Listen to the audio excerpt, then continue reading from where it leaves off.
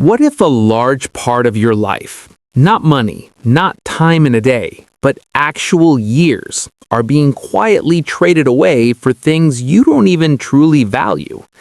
Not in a dramatic way, not through bad decisions or obvious mistakes, but through small, socially acceptable choices that feel normal.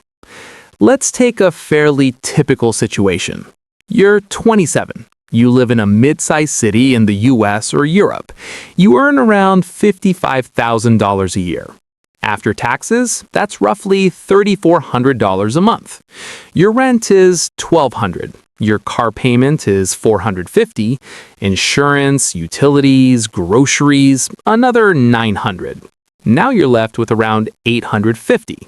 From that, you spend on eating out, subscriptions, clothes, occasional trips, maybe a new phone on a monthly plan. And slowly, without noticing, that $850 disappears. At the end of the month, you didn't do anything reckless. You just lived like everyone else. But here's the part that doesn't feel obvious.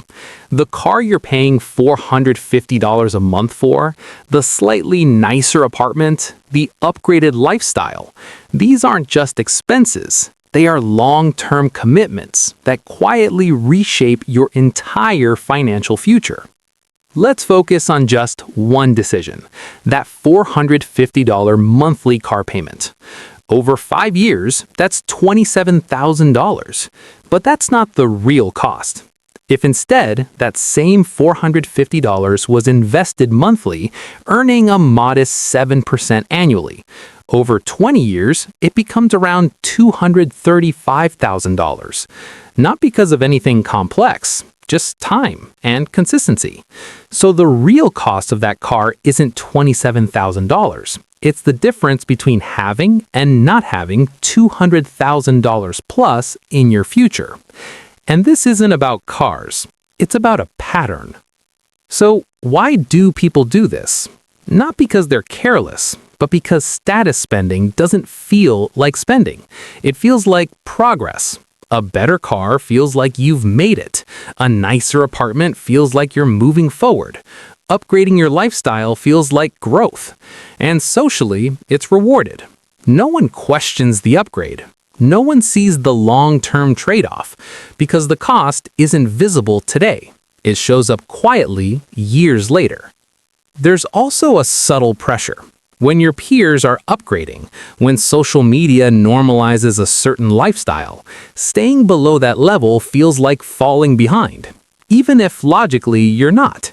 So people don't just spend for comfort, they spend to stay aligned with what looks normal. Now, stretch this pattern over time. A slightly higher rent, a slightly more expensive car, frequent small upgrades. Individually, they seem harmless, but collectively, they delay your financial independence.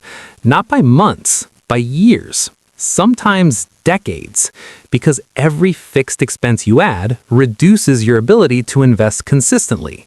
And investing isn't about intensity. It's about duration.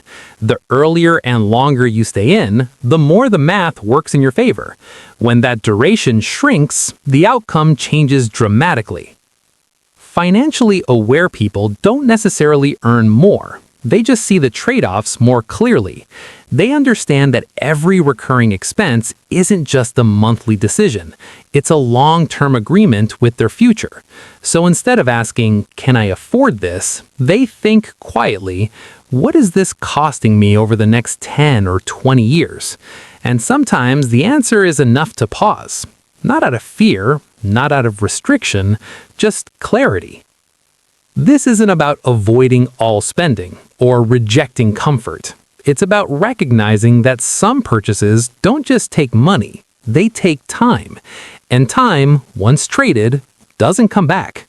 So the question isn't whether something is affordable today, it's whether it's worth the part of your future it quietly replaces.